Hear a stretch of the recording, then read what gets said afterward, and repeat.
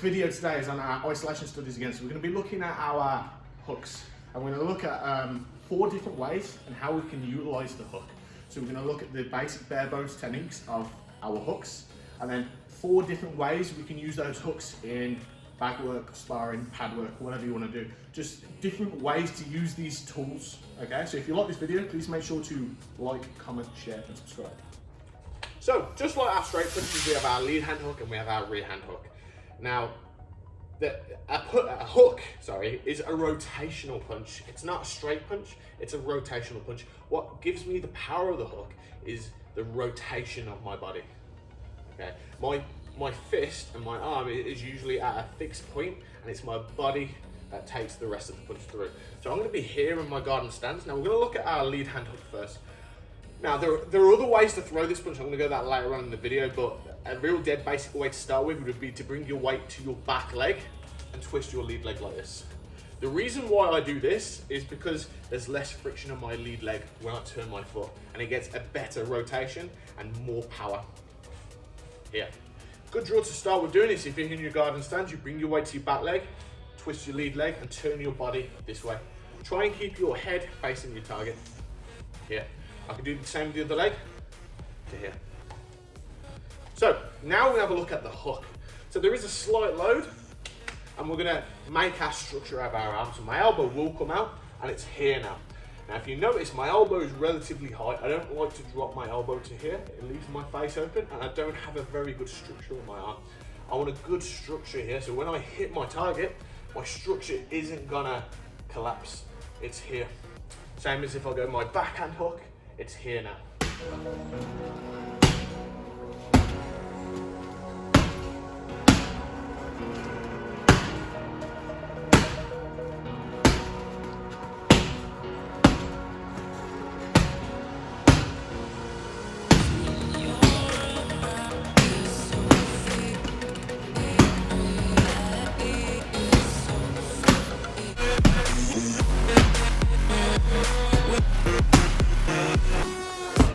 First one we're going to look at is our lead hand hook. We're going to look at our step-in hook.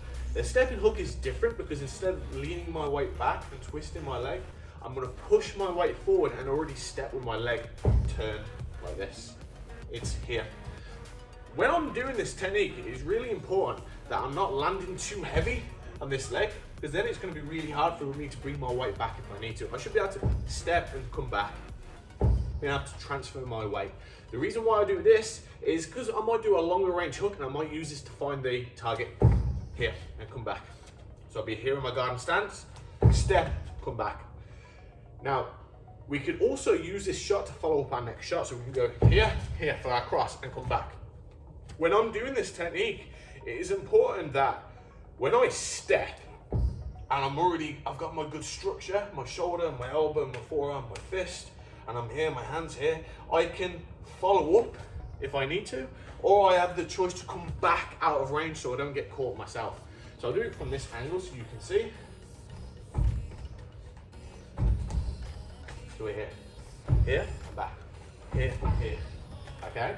What I also do when I do this technique, I sort of bring my shoulders up higher than normal and shell up. The reason why I do this, when I'm stepping into range, it means my opponent can also hit me. If I just step in like this, my face, my chin is open, I'm more likely going to get caught with a straight shot because that's going to hit me quicker than my hook's going to hit them. I want to shell up here, so if a straight shot comes, it might get deflected by my arm, my shoulders are covering up my chin, and my other hand is protecting this side of the face. So when I'm here, I sort of shell up a little bit, rather than this. I'm sitting on that punch, so it becomes a stronger punch as well.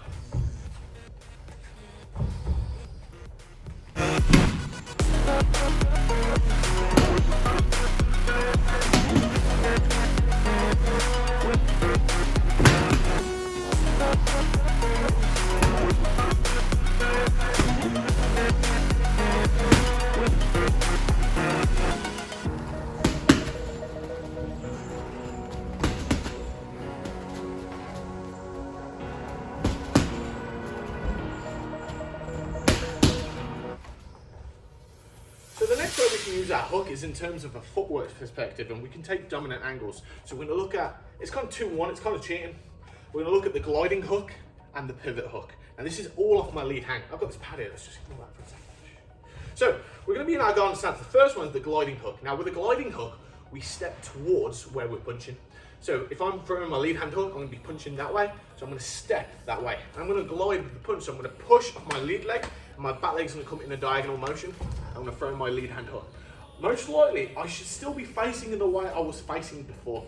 Okay? The reason why that is, this is why I have the pad. Imagine, the pad is in a straight line. The pad can punch me in this direction here. I can punch the pad in this direction here. When I throw my gliding hook, I should still be facing this pad, okay?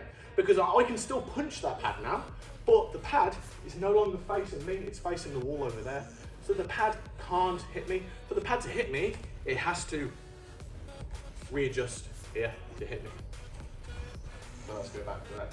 So when I throw this gliding hook, I'm getting a dominant angle, so I'm throwing the hook and moving that back leg at the same time. I'll throw the cross after, and we're here. Glide, cross, and I'm facing this pad now. On the other end of the scale, we're going to look at this pivot hook. A pivot hook is where I move my back leg and I go away from my punch. So when I throw the hook, I'm going to bring my weight to my front leg.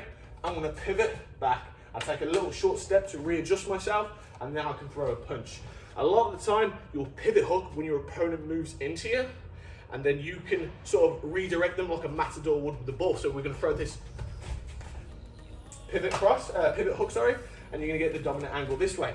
So we're going to throw the lead hand hook, bring the weight forward onto this leg, and move the back leg this way.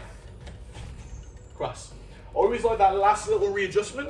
So when I come here, I'm just a bit out of balance. I push, readjust, and I've got the cross there. So when you put these together, it's glide, and we'll come back.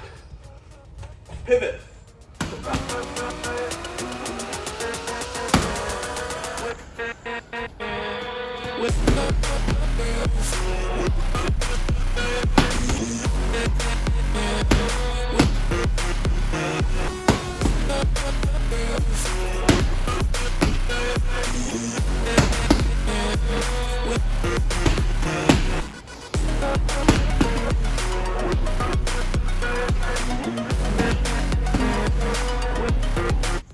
So the next way we're going to look at throwing our hooks is going to be with body shots. Now body shots are awesome, just awesome, because a lot of people will protect their face all the time by bringing their hands up really high, which leaves this part of our body exposed.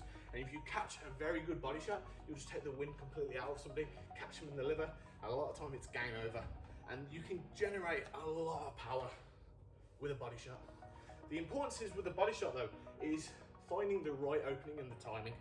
If you just launch or something, just went straight to the body, because my hand is so far away from my face, I'm most likely going to get hit. So what we need to do, we need to figure out a way to get in with our body shot. A lot of time you will throw a body shot on the end of a combination, whether it be a jab, body shot, 1, 2, body shot. There's different ways that we can throw it. The lead hand normally attacks the liver, but you can also still use the backhand. So when we throw body shots, ideally, like the stepping hook, we want to get closer to our target, but it's a short range punch. So we're going to step, I load first. Loading is important to get the power on the shot. So my weight is on my front leg, I'm going to throw here, and it's short. My elbow is lower than what I would do for a hook. With a normal hook, it's here. With a body shot, it's here. So I'm trying to get underneath the ribs when I throw this shot. So I'll come here, body shot. My hand's connected, and I'll come back. I'll go this side, body shot, and back. Body shot, and back. Body shot, and back. When we throw it this side, body shot, body shot, body shot, okay? Obviously, if you say body shot at the same time that you throw it, you get 10 times more power. It's just the way it works.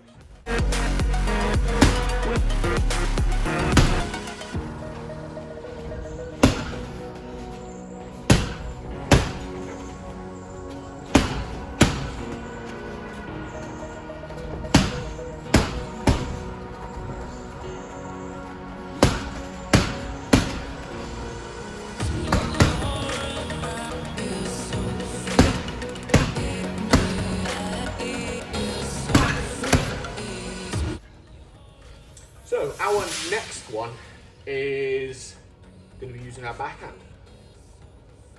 Or is it really? We're going to look at stance switching.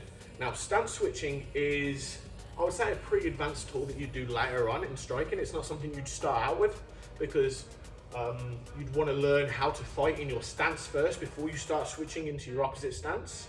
But it is a very deceiving way to close the range, and it's a very unpredictable attack that will catch a lot of people by surprise and set up different types of shots that you'd want to set up. So when I'm in my stance here, so this is my orthodox stance, this is my standard stance, okay? My left leg is forward, my right leg is back. If you were southpaw, it would be the other way around. My backhand, my hook is here. Whether I throw it palm to me or palm down, it doesn't really matter, okay? So the way I throw, there's two ways you can throw this. You can step forward or you can step back. There's also switching, but we don't really see that as often with hooks as you would do with your straight shots, but we're gonna look at forward and backwards first. So I'm gonna bring my weight to my front leg, I'm gonna move my back leg forward here. If you notice, I'm still stepping in this angle here like I would do for the step hook, but it's now with my backhand. I'll come back. It's a very deceiving way to close distance.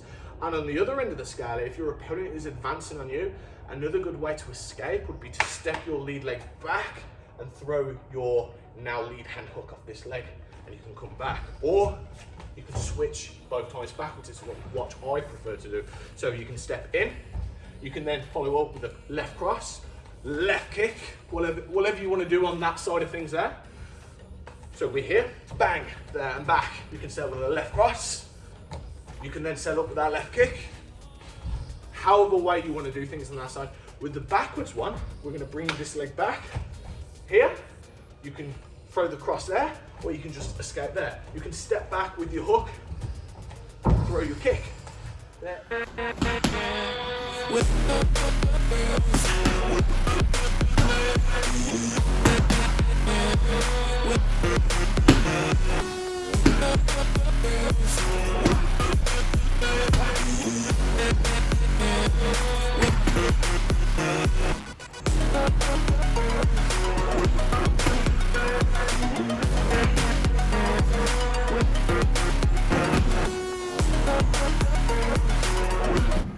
So as you can see with each and every video, I'm getting inevitably fatter. And that is mainly down to the lockdown that we're having now in the UK, but I will get the weight down, don't worry. So we're gonna go back on the hooks. So we did 4 different ways to throw our hooks. We looked at the bare bones technique of the hook. We then also looked at step-in hooks. We then looked at body shots. We then looked at the 2 different ways we can move with our hook, gliding and pivot, as well as we looked in stepping into our opposite stance and throwing out now lead hand hook. Okay, I hope this helps some of you guys. So make sure to like, comment, share and subscribe. If you want to follow us on social media for training updates and probably just getting fat, follow me right here.